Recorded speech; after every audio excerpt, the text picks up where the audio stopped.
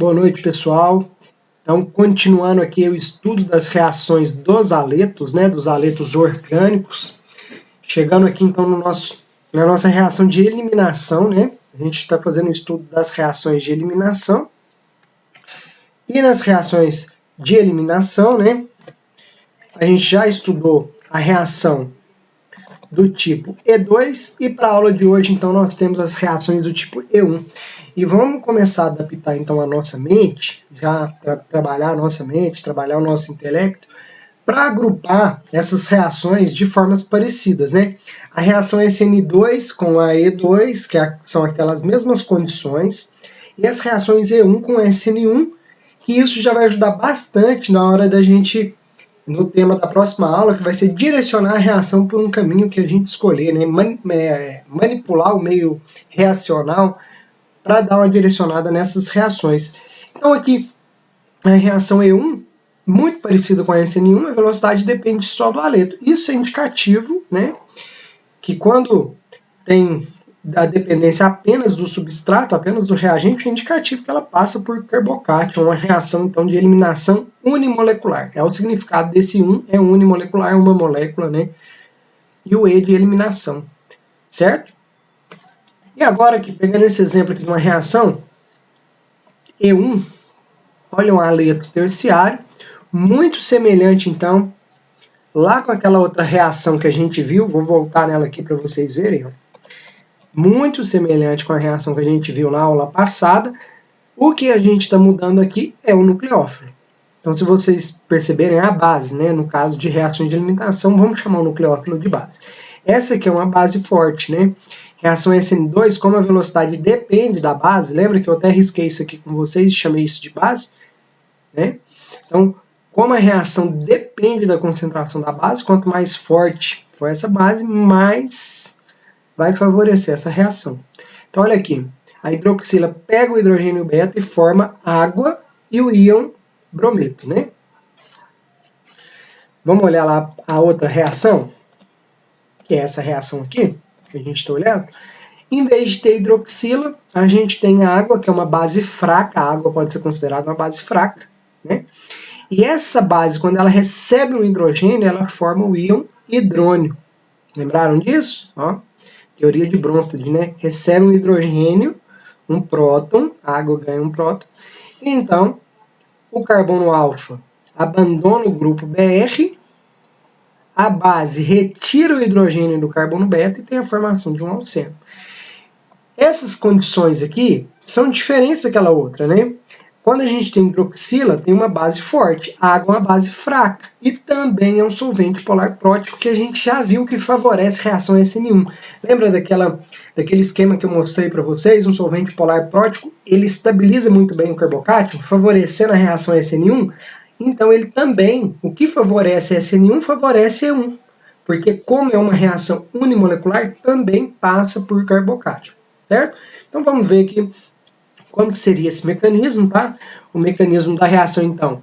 Olha só, o aleto primeiro abandona, o aleto de alquila, né? Ele abandona o halogênio formando um carbocátion. Quando ele sai aqui o BR, eu coloquei aqui na forma de equilíbrio, essa etapa lenta, a gente já viu que reação que passa por carbocátion, a parte mais difícil é romper uma ligação e formar alguma coisa instável, que o carbocátion é bem instável, né? E esse BR- que abandonou, ele vai ficar aqui bem próximo, né? Então, isso aqui é um equilíbrio, lógico, um equilíbrio pouco deslocado no sentido do carbocátion, certo? E aí, aqui, deixa eu pegar a caneta aqui, só para a gente anotar aqueles conceitos que a gente já tinha. Vocês observam que aqui o mecanismo é diferente, né? Esse aqui é o carbono alfa, é o carbono que tem o halogênio, e esses aqui são os carbonos betas, né? Tem 3 carbonos beta. Então, formou o carbocátion. A partir do momento que forma um carbocátion, a gente viu em reação SN1 que a água reage com esse carbocátion. Mas nada impede que a água também pegue esse hidrogênio beta. Entenderam? Vai falar, então você está falando que a reação é muito parecida, são os mesmos reagentes.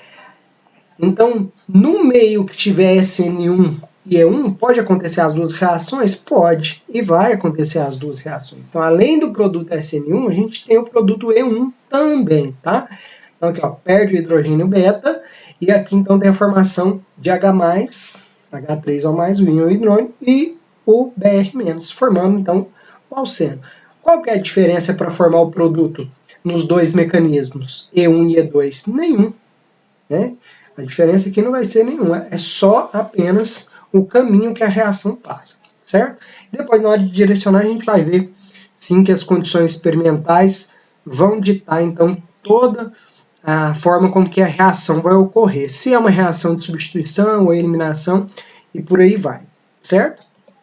Então, a próxima questão aqui que a gente vai estudar, desculpem aqui, ficou tudo junto, né, e ficou errado. A regioseletividade de uma reação E1.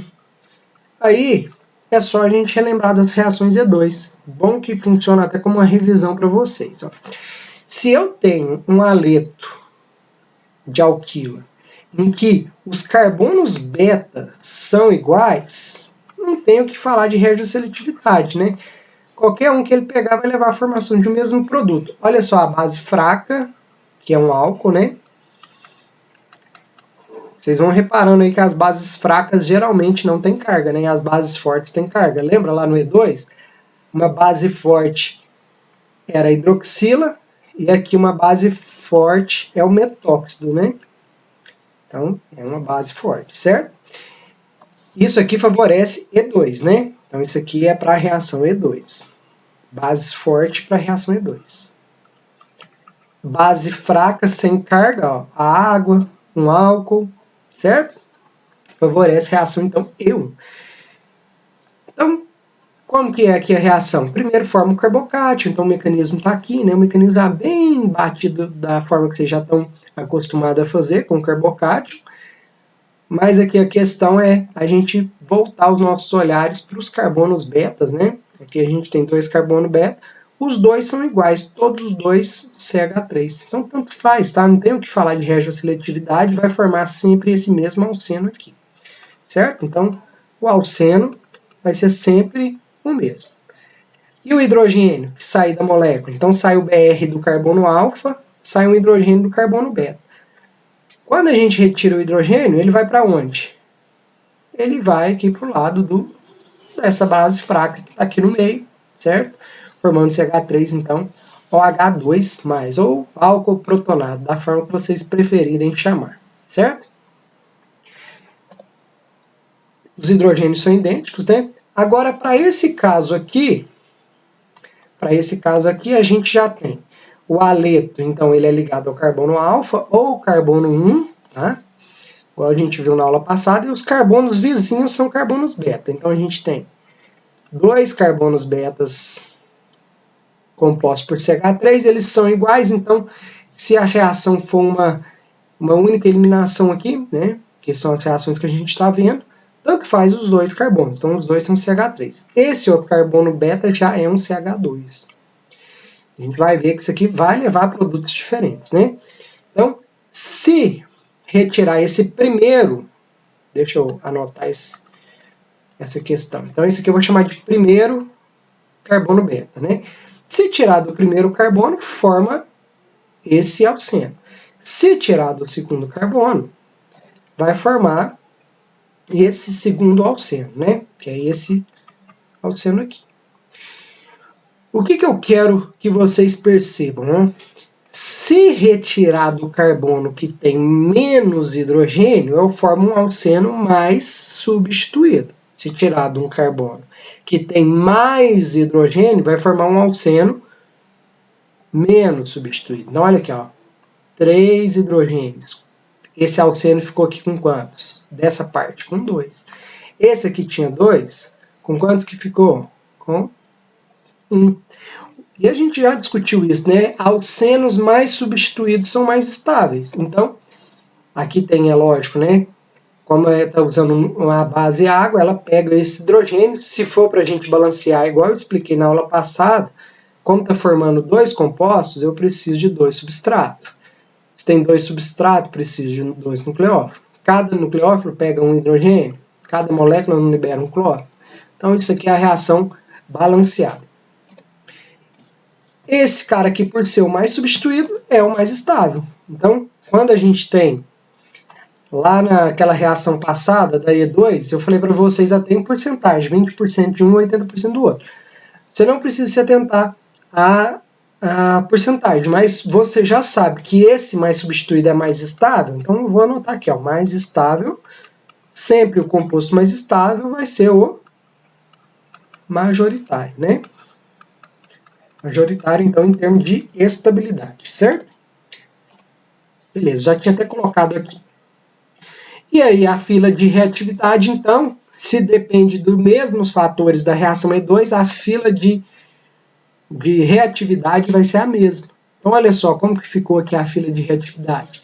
O haleto terciário, mais reativo que o haleto secundário, que é mais reativo que o haleto primário. Não tem sentido falar em eliminação para haleto de metila, certo? Pelos motivos que a gente falou na aula passada, que a gente discutiu na aula passada. Só tem sentido falar de reações de eliminação a partir do primário. Beleza? Ficou um exercício aqui para a gente... Ah, não, desculpa, gente. Achei que já estava no exercício, mas... Uma outra coisa que envolve carbocátion, gente. Você fala assim, toda vez que tem carbocátion, tem a possibilidade de rearranjo. Todas as vezes tem possibilidade de rearranjo. E eu trouxe esse exemplo aqui para a gente fechar, então, essa parte de reação de eliminação E1, tá? Depois eu vou fazer um exercício junto com vocês aqui nessa videoaula. Então, olha aqui. A gente tem um haleto. Esse haleto aqui é um haleto secundário, certo? Um haleto secundário passando por uma reação E1. Esse é o mecanismo que está aqui, passando por uma reação E1. Então, ele é secundário. A gente olha aqui, nesse carbono aqui, é um carbono beta. Esse outro carbono, carbono beta. Nesse carbono beta, a gente não tem hidrogênio, certo? Se for uma reação E1, vai passar por carbocátion. Então, esse aqui é o intermediário da reação, né, um carbocátion. Perde o Cl, o Cl- vai ficar aqui interagindo com o carbocátion. Mostrei aqui na forma de equilíbrio, tá? Etapa lenta da reação, então. E aí, quando formou o carbocátion, a gente já sabe de estudo de estabilidade de carbocátion. Forma um carbocátion secundário. Se tiver carbono terciário, a gente viu que tem um rearranjo de hidrogênio. Se tiver um carbono quaternário, quem que rearranja? Um grupo metila. Preferencialmente o metila foi o exemplo que a gente viu, foi rearranjo de grupos metila. Então, olhando para esse exemplo aqui, eu percebo que o carbocátion é secundário e tem carbono quaternário. Se tem carbono quaternário, acontece rearranjo de grupo metila. E eu estou mostrando esse rearranjo aqui para vocês. Ó. Se rearranjar esse grupo metila, ele ir para o outro carbono, para o carbono do carbocátion, a partir do momento que ele vai, estabiliza o carbocátion então com as 4 ligações, deixa de existir a carga positiva, e aqui onde tinha 4 só tinha 3, carbono com 3 ligações, a gente já sabe que forma um carbocátion. Olha só, o Cl- estabilizando aqui essa carga aqui do carbocátion, aqui também ele vai estar interagindo com essa carga, tá? Então, agora sim a gente tem um carbocátion terciário, né? Um carbocátion terciário, que é o carbocátion mais estável, certo? É isso que o rearranjo permite. Lembra que eu falei para vocês que é como se a molécula estivesse numa posição desconfortável, que é carbocátion secundário, e aí uma posição um pouco mais confortável para ela é ir para carbocátion terciário. Isso a gente já discutiu isso bastante nessa questão desse rearranjo. Então, formou um rearranjo, teve o rearranjo, formou o carbocátion terciário, agora sim tem a eliminação do hidrogênio beta. Lembra que o grupo Cl já foi eliminado na etapa lenta? Na etapa lenta ele já foi eliminado, é o grupo abandonador, formou o carbocátion. Para dar o produto de eliminação, além de eliminar o haleto, o halogênio, também tem que eliminar o hidrogênio do carbono beta. E aí, agora sim, olhando para esse carbocátion aqui, ó, dá uma bisoiada nele, ó. Olha para esse carbocátion. Olhando para ele, você percebe que nesse carbono beta não tem hidrogênio. Nesse carbono beta tem um hidrogênio. Então, Não tem o que se falar de regioseletividade, só tem o que se falar de retirar esse hidrogênio beta, certo? Então, a base, que é uma base fraca, consegue retirar esse hidrogênio. Se retirar, fecha então a dupla ligação. Então, um mecanismo bem completo envolvendo rearranjo carboxátil, reação de eliminação e formação aqui de um alceno a partir de um aleto, certo? Então, a gente tem aqui a formação de um alceno bastante estável, ó, tanto de grupo estabilizando os carbonos. Formação, então, de um alceno bem estabilizado, e é lógico aqui os átomos que foram eliminados, né? O hidrogênio e o Cl, que foram eliminados da ligação. O hidrogênio ele é eliminado na forma de H+, e o Cl é eliminado na forma de ânion, Cl-, ok? O exercício que eu falei para vocês que a gente ia fechar essa parte é o seguinte: 3 alcenos são formados de uma reação E1. E1 eu sei que passa por carbocátion, eliminação, do 3-bromo 2,3 de metilpentano. Então vamos desenhar aqui. Ó, 1, 2, 3, 4, 5. Fazendo a numeração da esquerda para a direita. No carbono 3 ele fala que tem um bromo. No carbono 2 e no carbono 3 tem um grupo metil. Então aqui está aqui no carbono 2 e no carbono 3 tem um grupo metil. A primeira etapa de uma reação de eliminação, que é a etapa lenta, vou até mostrar ela aqui na forma de equilíbrio, é a formação do carbocátion, certo?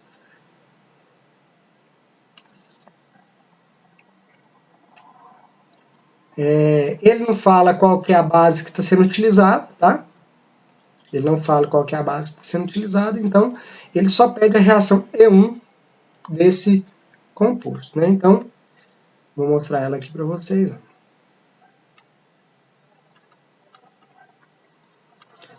Saiu o BR- aqui, né? E aí, a próxima etapa aqui, esse aqui é o carbono alfa.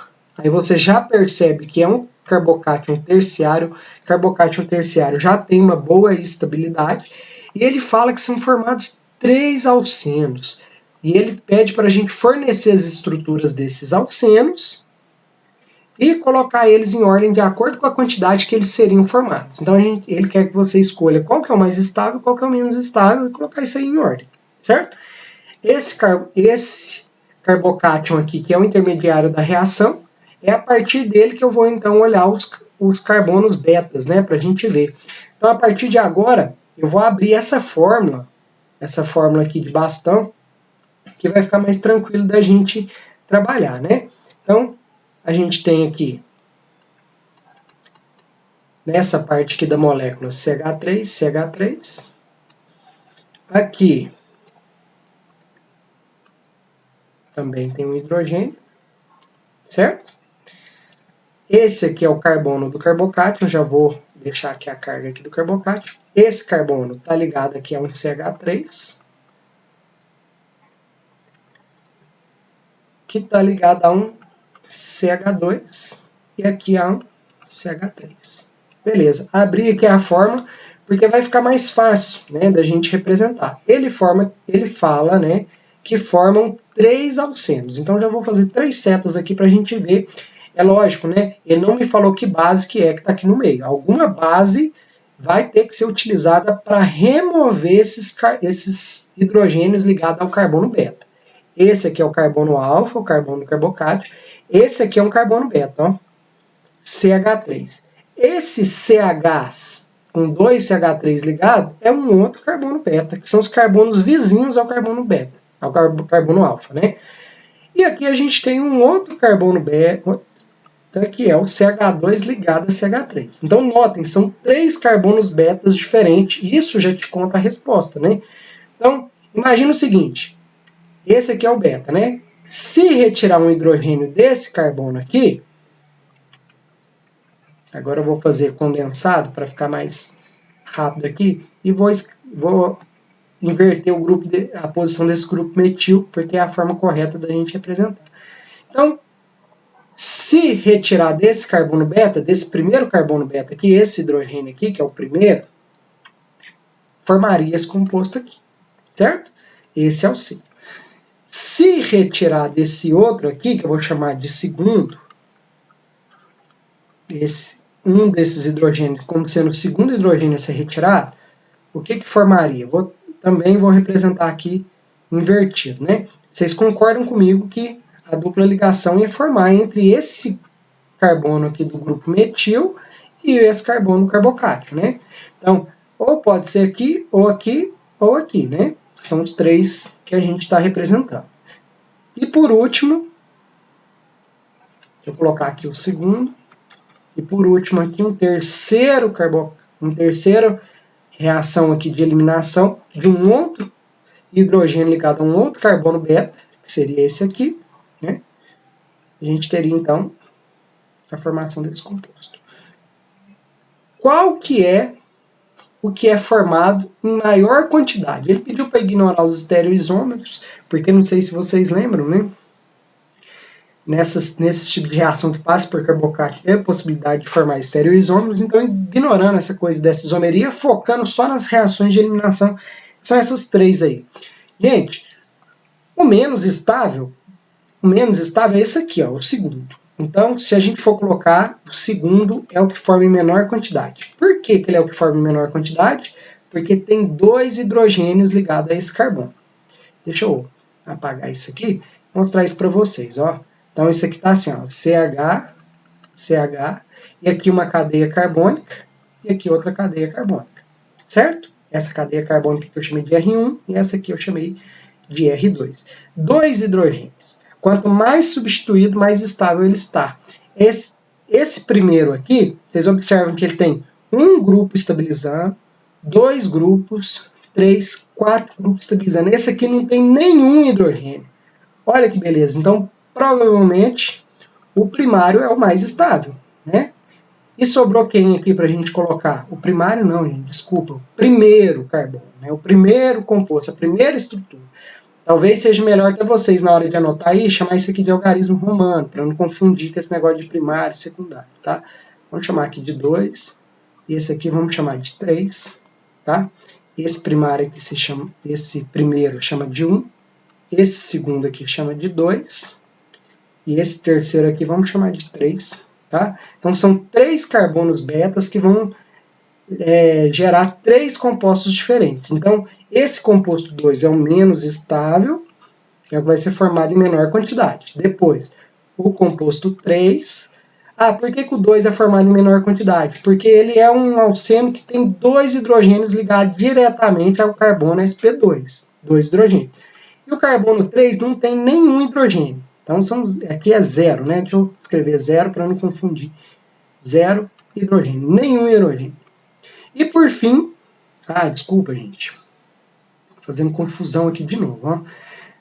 O que tem 0 hidrogênio que a gente discutiu foi essa primeira estrutura, esse aqui, né?